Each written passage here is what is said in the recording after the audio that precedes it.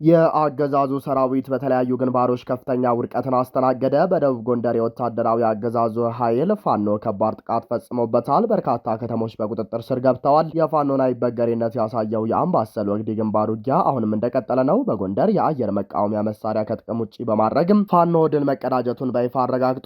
ከሁሉም ቀጠናዎች አሁናዊ መረጃዎችን በዝርዝር አሰናድተናል፣ እናስደምጣቸዋለን። ከ450 በላይ ሰዎች መገደላቸውን ይፋ ተደረገ። የሰብአዊ መብቶች ጥሰትና የአብይ አህመድ አስተዳደር ውድቀት በምስራቅ አርሲ በአደባባይ ምስክርነት ተሰጠበት። የበርካቶችን ሞት የያዘው መረጃ ይፋ ተደርጓል። በቆይታችን በዝርዝር ታደምጡታላቸው። በአብይ አህመድ አስተዳደር የጦርነት ፖሊሲ የተነሳ በቀጣዮቹ ዓመታት ከባድ የስራ አጥነት ችግር እንደሚባባስ ተመላከተ። አገዛዙ ወጣቶችን የስራ አጥነት መንገድ ለአስገዳጅ የወታደራዊነት ምልመላ እየተጠቀመበት መሆኑም ተመላክቷል።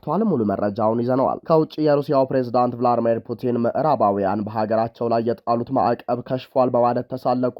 ሰላም ጤና ፍቅር የምንመኝላችሁ ውድ የብላክ ላይን ሚዲያ ቤተሰቦቻችን እናንተን ይመጥናሉ ብለን ያሰብናቸውን የተመረጡ ዕለታዊ የግንባርና ወቅታዊ መረጃዎችን ወደ እናንተ ይዘን ቀርበናል። ቻናሉን ሰብስክራይብ በማድረግ ቤተሰብ እንድትሆኑ እየጋበዝን ወደ መረጃዎቹ እናመራለን።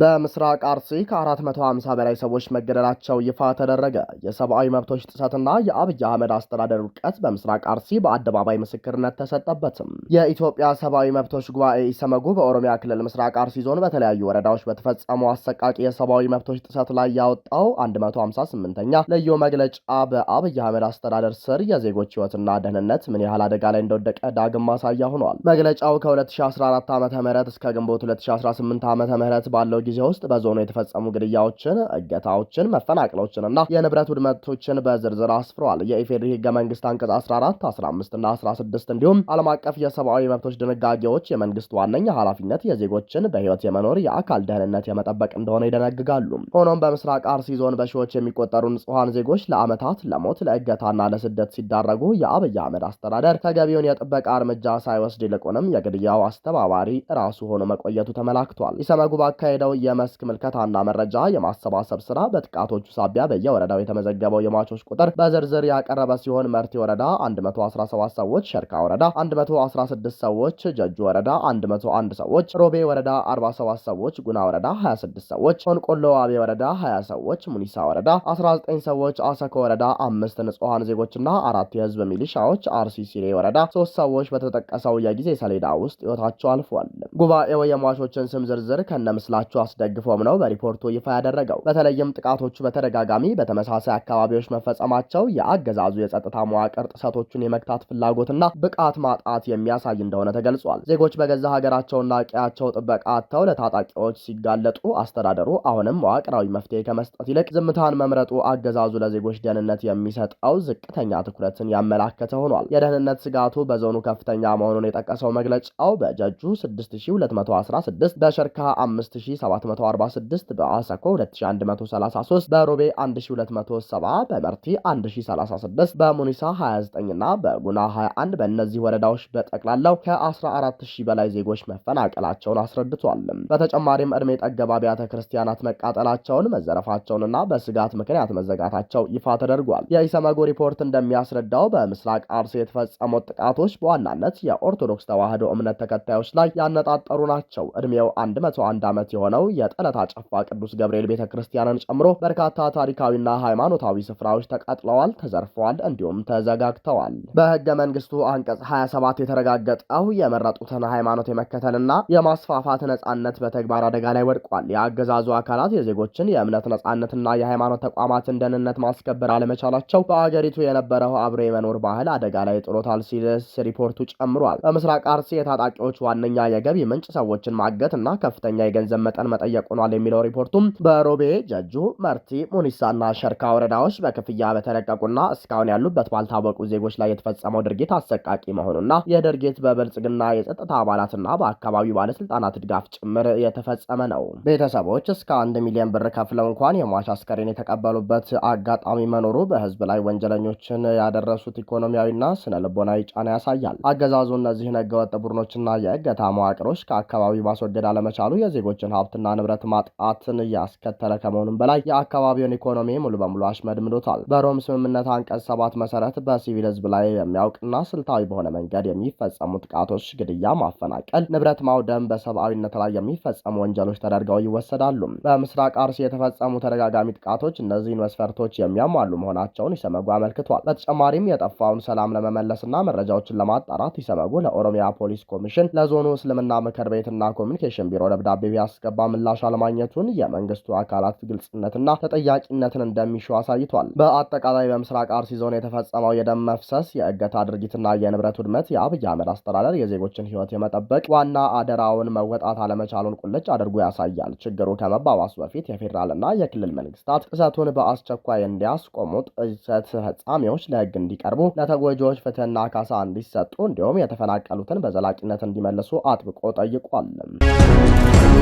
የአገዛዙ ሰራዊት በተለያዩ ግንባሮች ከፍተኛ ውድቀትን አስተናገደ። በደቡብ ጎንደር ጉና ክፍለ ጦር የስቴዴንሳ ብርጌድ ወታደራዊ አገዛዙን ኃይል ከባድ ጥቃት ፈጽሞበታል። አፋብን በተለያዩ ቀጠናዎች ባካሄዳቸው የተቀናጁና የተቀነባበሩ መብረቃዊ ኦፕሬሽኖች በአገዛዙ ሰራዊት ሚሊሻዎችና አመራሮች ላይ ከፍተኛ የሰውና የቁሳቁስ ኪሳራ በማድረስ አበረታች ድሎችን ማስመዝገቡ ተመላክቷል። የፋኖን አይበገሬነት ያሳየው የአምባሰል ወግዲ ግንባር ውጊያ አሁንም እንደቀጠለ ነው። የጥቁር አንበሳ ክፍለ ጦር የአየር መቃወሚያ መሳሪያ ከጥቅም ውጭ በማድረግ ድል መቀዳጀቱ በይፋ አረጋግጧል። የስርዓት ታጣቂ ኃይልን አፋብን ጎንደር ጠቅላይ ግዛት በላይ እዝ ሜጀር ጀነራሉ ባንታ ባተ ኮርጉና ክፍለ ጦር ስር የሚገኘው ስቴዴንሳ ብርጌድ ከባድ ምት በማሳረፍ ተከታታይና አንጸባራቂ ድል ተጎናጽፏል። ሐምሌ 19 ቀን 2018 ዓ.ም የተደረገው ከፍተኛ ውጊያ የአገዛዙ ወታደራዊ ስብስብ በፋኖ አባላት በተዘረጋበት ከበባ ውስጥ በመግባቱ ከባድ የሰብአዊና የቁሳቁስ ኪሳራ እንደደረሰበት ከጉና ክፍለ ጦር ህዝብ ግንኙነት ክፍል የተገኘው መረጃ አመላክቷል። በእስላም ሀገር በዝባራ፣ በፎጠን ተራራ፣ በይቪ ወንዝና ምክሬ በተባሉ አካባቢዎች ውጊያ የተደረገ ሲሆን ለተከታታይ 5 ሰዓታት ያህል እጅ በእጅ በተደረገ የጦርነት ውሎ የአገዛዙ ኃይል ሙሉ በሙሉ ተበትኗል። የጠላት ቡድን በመካነ ኢየሱስ ከተማና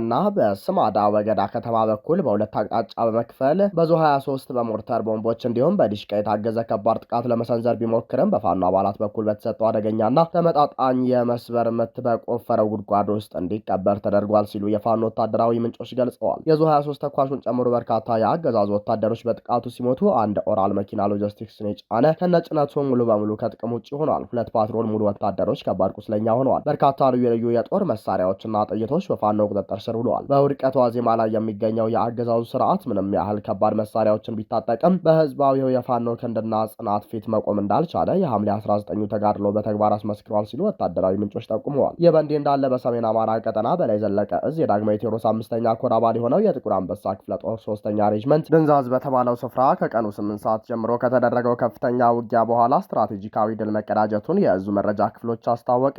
በዚሁ ውጊያ የአገዛዙ ሰራዊት ዙ 23 የተሰኘውን ከባድ የአየር መቃወሚያ መሳሪያን ጨምሮ በርካታ ከባባድ መሳሪያዎችን በመጠቀም የአርበኞቹን ግስጋሴ ለማቆም ቢሞክርም የፋኖ አባላት ባሳዩት ተከታታይ የደፈጣና የፊት ለፊት ጥቃት የመሳሪያውን አቅም ማክሸፍ ተችሏል። ውጊያው በአርበኛ ልባርግ ሙላትና በክፍለ ጦሩ ስትራቴጂካዊ አመራሮች በቅርብ ክትትል የተመራ ሲሆን የፋኖ ታጋዮችም በስናይፐር በብሬንና በዲሽቃ አረር የተቃዋሚዎቻቸውን ምሽግ ሲያፈርሱ ውለዋል። በውጊያው ሂደትም በጠላት በኩል ምሽግ ለመጠበቅ ይገለገልበት የነበረው ዙ 23 ከባድ የአየር መቃወሚያ ሙሉ በሙሉ ከጥቅም ውጭ ሆኗል።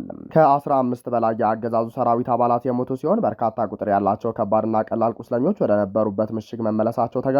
በወሎ ቀጠና ምኒልክ እዝ 105ኛ ኮር ለሚ ሮቤቴና ደማስቆ ከተሞችን ተቆጣጥሯል። የምኒልክ እዝ 105ኛ ኮር 45ኛ መብረቅ ክፍለ ጦር ለሚ ሮቤቴና ደማስቆ ከተሞችን የተቆጣጠረ ሲሆን የ45ኛ መብረቅ ክፍለ ጦር አካል የሆነው የደምሰው ሻለቃ በዛሬው ዕለት ማለትም ሐምሌ 20 ቀን 2018 ዓ.ም የአገዛዙ ሰራዊት መሽጎበት በነበረበት ቦታ ላይ ድንገተኛና መብረቃዊ ጥቃት በመሰንዘር ነው ከተሞችን ሊቆጣጠሩ የቻሉትም። በዚህም በደረሰበት ከባድ ምት ምክንያት የአገዛዙ ኃይል ምሽጉን ለቆ ወደ ወግድ ከተማ ያፈገፈገ ሲሆን የለሚ ቀጠናን ሙሉ በሙሉ በቁጥጥር ስር ያዋሉት የሻለቃው አባላት በርካታ የነፍስ ወከፍ መሳሪያዎችንና ቁሳቁሶችን በቁጥጥር ስር መዋል ችለዋል። በሌላ በኩል በአፋብን ቴዎድሮስ እዝ 109ኛ ኮር 77ኛ ክፍለ ጦር አርበኞች ማለዳ ላይ የቡሬ ከተማን ወታደራዊ ከበባ ጥሰው በመግባት ከፍተኛ ወታደራዊና ፖለቲካዊ እርምጃ ወስደዋል። ህዝብ ሲያንገላታ ሲያስረሽንና ሲዘርፍ የነበረው የቀበሌ ሊቀመንበር ታዴ ሙሌ የተባለ ግለሰብ ከ5 ተከታይ ሚሊሻዎቹ ጋር ከተማ ውስጥ እርምጃ እንደተወሰደባቸው ተረጋግጧል። የተቀሩት ሚሊሻዎችና ፖሊሶች አካባቢውንም ጥለው ሸሽተዋል። በዚህ ኦፕሬሽን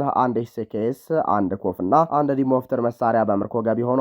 ከማንኩሳ ከተማ ዋዛ ተራራ ተነስቶ ወደ ዛባ ሙጠራ የተባለ ቦታ በመጓዝ ላይ በነበረው የጠላት ኃይል ላይ በማንኩሳ ስላሴ መገንጠያ ላይ በተደመደመ መብረቃዊ በወቅታዊ ደፈጣ ከ15 በላይ የአገዛዙ ሰራዊቶች አባላት የተመሰሱ ሲሆን በርካቶች ደግሞ ቀላልና ከባድ ቁስለኛ ሆነዋል። በደረሰበት ድንገተኛ ምት የተደናገጠው የአገዛዙ ጦር እርስ በርሱ በከተማው ሲታኮስ ውሏል። በሸዋ አውደ ውጊያዎች ቀጥለዋል። በይፋትና ጥሙጋ አውራጃዎች የአገዛዙ 103ኛ የአየር ወለድ ኃይል ከፍተኛ ኪሳራን አስተናገደ።